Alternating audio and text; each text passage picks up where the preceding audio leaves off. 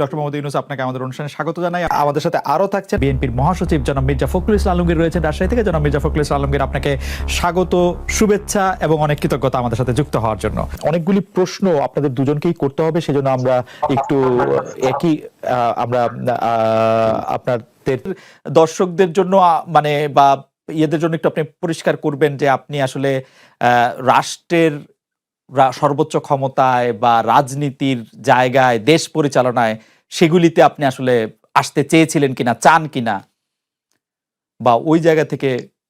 যদি চাইতাম খালেদ, যদি চাইতাম, তখন যখন মিলিটারি আমার বাসায় এসে বসে রইল সারা রাত আমাকে রাজি করানোর জন্য, আমি তো লুফে নিতাম। রাজি করানোর জন্য বসে থাকতে হবে কেন? আমি যদি ক্ষমতাই চাইতাম, বলে আর চলেন চলেন, কি করতে, কি কোন জামাটা পড়তে হবে দেখিয়ে দেন, এখনই যাচ্ছি। আমি তো সেটা করিনি। তাদের সঙ্গে তর্ক করেছি, সারা রাত ধরে তর্ক করেছে যে না ভাই, আমাকে দিয়েন না, আমি এই কাজের উপযুক্ত না, আপনারা অন্য লক্ষ্য যান। তারা আমার উপরে মন ঠিক করে ফেলেছে, আমাকে নিতে হবে।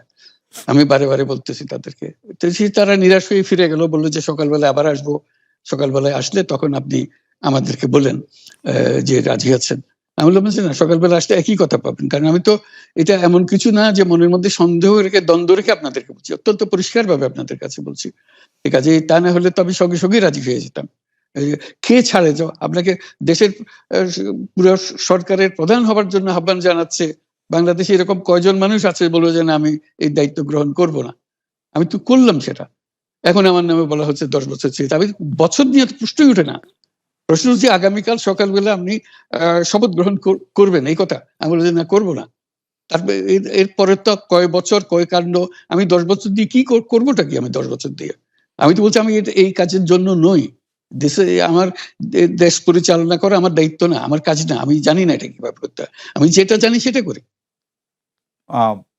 Make sense. আপনার মেয়ে মনিকা ইউনুস সম্প্রতি একটি সাক্ষাৎকার দিয়েছেন সিএনএনে।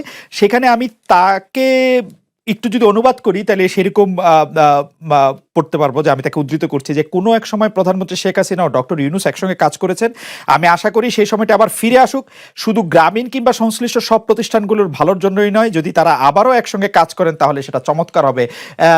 এই মনিকা ইউনুসের এই আশা কি আপনারও মানে একই রকম আশা কিনা, যে প্রধানমন্ত্রী শেখ হাসিনা এবং ডক্টর ইউনুস একসঙ্গে কাজ করলে আরো কিছু চমৎকার কাজ হবে, বা এটা আপনি আশা করছেন এরকম কি?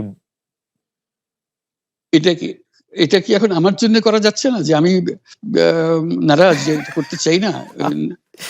তুমি ভাবখানা এমন করছো যে আমি আপত্তি করছি, আমি কাজ করতে চাই না। আমাকে যে বললাম চোর বদমাইশ করে রেখেছে, সেখানে কাজ করার তো কথাই উঠছে না। আমার নাম উঠলেই ওনার রাগ উঠে যায়। আমাকে সুদখোর না বললে ওনার মন তৃপ্ত হয় না। আমাকে চুবিয়ে না ডুবালে, পদ্মা নদীতে আমাকে চুবিয়ে না ডুবালে ওনার মনে শান্তি আসে না। ঠিক আছে, আমি কি করে বলবো? ওনাকে বলতে তো হবে, ওনাকে যদি কিছু বলতে হয়। পদ্মা নদীর কথাটা যখন উঠলই, পদ্মা ব্রিজ সম্পর্কে যে কথাটা সরকারের উচ্চ মহল থেকে এটা বলা হয় যে আপনি আপনার ক্ষমতা ব্যবহার করে বা আপনার পরিচিতি ব্যবহার করে বা আপনার যে একটা সাংঘাতিক রকমের গ্রহণযোগ্যতা সারা দুনিয়াতে আছে, যেটি আসলে ওয়ার্ল্ড ব্যাংক সহ অন্য জায়গায় আছে, সেটি দিয়ে আসলে আপনি পদ্মা সেতুটা বাংলাদেশ যাতে ঋণ না পায় সেটির জন্য আপনি চেষ্টা করেছেন।